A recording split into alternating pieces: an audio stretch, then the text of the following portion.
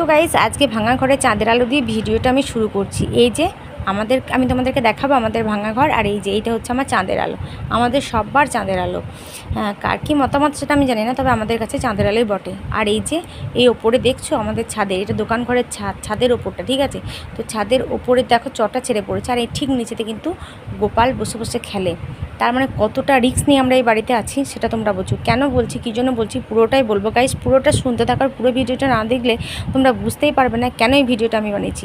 আমাদের ঘরের আত্মীয় স্বজন, রিলেটিভ বা বাইরের বন্ধু বান্ধবী, তারা সবাই আমাদের এই লম্বা মতো ঘরটা দেখে ভাবে কি যে এইটা হচ্ছে কোটি টাকার বাড়ি বা রাজমহল বা তাজমহল।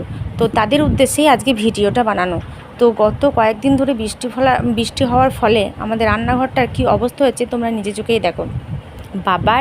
বাবার আমলের এই ঘরটা অনেক পুরনো, তাই বেশি এক সপ্তাহ ধরে বা 4-5 দিন ধরে যদি